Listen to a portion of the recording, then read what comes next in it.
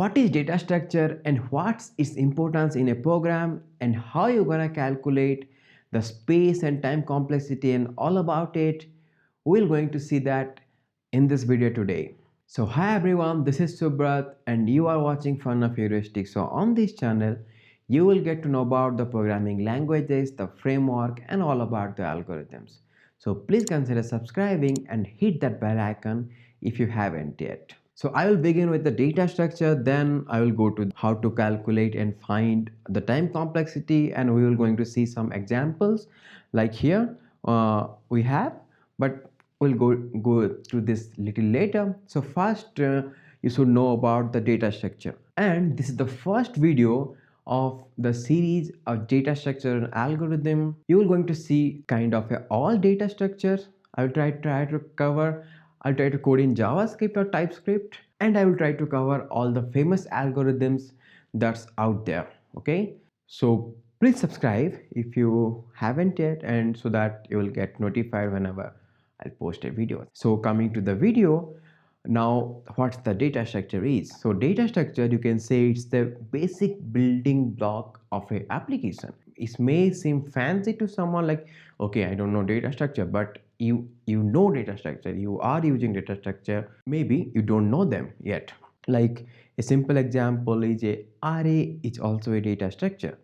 Okay, so data structure means where you can structure your data. So suppose you are getting some list of string, list of numbers that you are putting inside an array, so that's a data structure. So it's not like a rocket science that you can't know a data structure. I saw this in a lot of people, that they are a little bit afraid when you tell them about data structure and algorithm. So they think it's a like very big thing, but it's not a, again I'm saying it's not a rocket science. So we guys are using it all day, just putting little bit effort to it, or to understanding it, what all data structure we have, all the data structure, so that our thinking will going to change. And whenever you will see some problem, you will try to match with some algorithm or some data structure, so that it will be efficient and it will be easy to implement. And if you are programming any language that matters, you should know at least some basic data structure. I'm not saying that you should know all the data structure, but you have to know some basic data structure, but it will be good if you know all of them. Okay, so how are you going to decide which data structure to use in which places? So you will calculate according to the time requirement for that program by using that particular data structure. If you give a n number of input or n length of input, so that's what it comes as time complexity and space complexity. So now what is time complexity and space complexity? So as I told, time complexity, as the name says, time complexity means what is the time required to finish the application with a specified amount of input. And space complexity, and again is the name says, what is the space required to finish the application with n number of inputs. Okay, so now we'll go to time and space complexity check. So first I will tell you about space complexity. That is required, but not we are not using that much. To be frank, how many arrays you are using in your program, how many variables you are using in your program, and if you are using in a loop, like how many times you are assigning the program, then there is a counter, there is a n. So all these things will be get registered to your memory, and that memory will be active till your application or the program is over. So that's what basically space complexity is. So what is the space of a program is increasing? Suppose you have a recursion method, and you inside the recursion method you are initializing some variable, and that's a large amount of data, and you are calling the recursion method a lot of times, so it will try to fill all of your memory, then it cause a problem. So basically don't do that. So while you are doing, you just think about, okay, how to optimize a variable if you can use that outside of recursion, so that will be helpful to the application. So these are the basic things you have to keep in your mind while creating a program. Obviously sometimes it happens that the program will be get complex, and you will not be get to know about okay what like how to manage the memory and all. I'm not saying about the unwanted memory, this but that's another scenario. So as you are using javascript, so javascript, c sharp, all this language has garbage collector. So if you have some unwanted memory, they will going to clean it. But this is not about that. So this is about your active memory, which is required while you are running the program. Okay, that is about space complexity. I'm not going that deep into space complexity. So in this video we're going to see the time complexity. So while calculating the performance of a program, that may depends on a lot of things. That may depends on your hardware, which cpu you are using, and which type of disk you have. Suppose you are reading file from a ssd or reading file from a hard disk. So hardware matters for the speed execution of the program, and that is variable for every system. Our assumption is each operation going to take unit amount of time. Then what is the calculation of the time complexity for it. Okay, so now we're going to see what are the common time complexity a program can have and how to calculate them.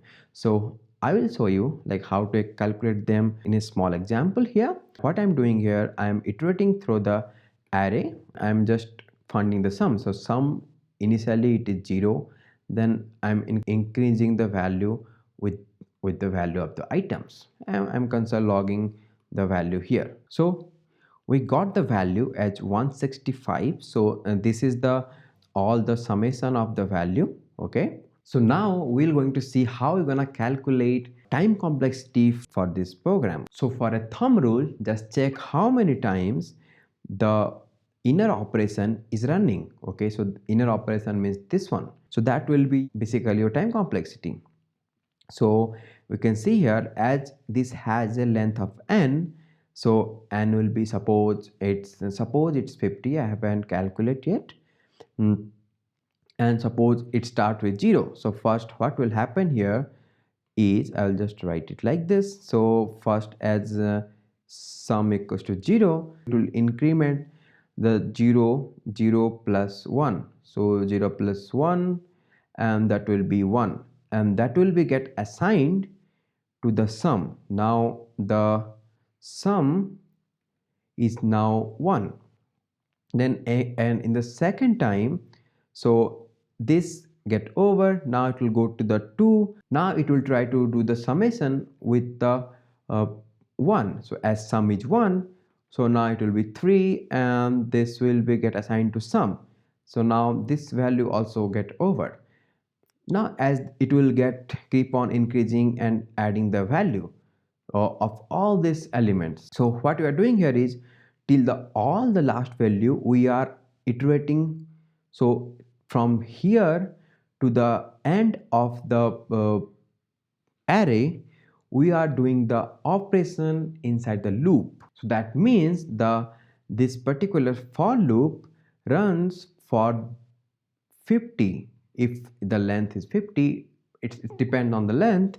So it's ran for the length of the array. So as you may have noticed, we have written something here that is O of n. We just say it as a big O of n. So why big O of n? Why I'm saying is, this for loop is going to run for 50 times if the length is 50 again, for completing the operation. So that's why we are saying it's a big O of n. And you may ask, what is big O, Subrat? So big O is basically the worst time complexity. The worst time complexity means, suppose if you give a large amount of data, and that will be the it worst as it can goes, then what is the time complexity for that one? So we have different thing also. So BigO, as I told you, is a worst time complexity. So we have omega and beta, that's for best, and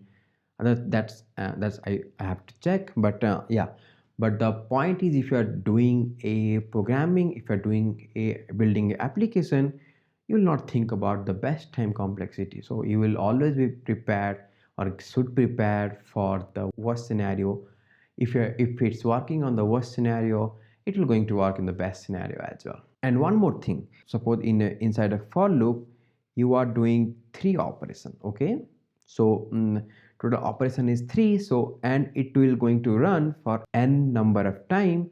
So the big O should be big O of 3n. But while you are writing big O, it should be big O of n. But why I'm saying it's big O of n, because as I told you, we will going to say big O is the worst case scenario, so we are thinking n is very large, so we will try to reduce all the constant variable.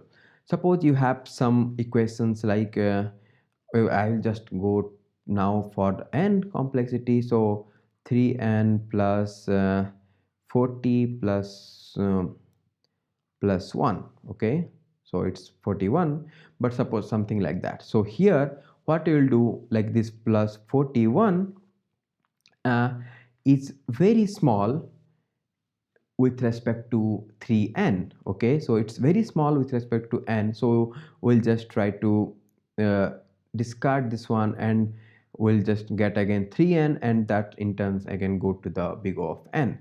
Suppose you have a time complexity of something like I'll try to erase those things, okay, so that I will get some space. Okay, suppose you will get another equation which will be like big O of 3n square plus 2n. So you can see these are the quadratic equations. So suppose you are trying to solving a equation which has some value, so you will get this kind of solution. So here, as you can see, if you increase the n value in both the places, so the first term value will be will be very large from your second term value. Okay, so you can see we are doing n square here. So suppose you go for think like 100, n is 100, so 3 into 100 square plus 2 into 100. So this value is lot more than this values, so this is 200 and this is lot more than that. So then here also we will going to catch this as a big O of 3n square, and as I already told you, we will try to remove the constant with things here, so again it will become big O of n square. So we'll check, we'll go to the how we will get n square and how other thing after some time. Okay, so now you know what is BigO and how to calculate the time complexity and what the basic time complexity is. Hey, hi, sorry to interrupt. While editing, I got to know that this video is already long, so I don't want to bore you guys, I don't want to take that much time. So what I am planning is I will continue this video on this as the second part. So there will be two parts now. So the next topics, some example in time complexity, is going to come in the next video. Please like the video if you are liking the video till now, and please subscribe to the channel if you haven't yet, and if you don't want to miss the second part, and please share this video among your friends, family, colleague. So we're going to meet in the next video. Till that, stay happy. Bye bye.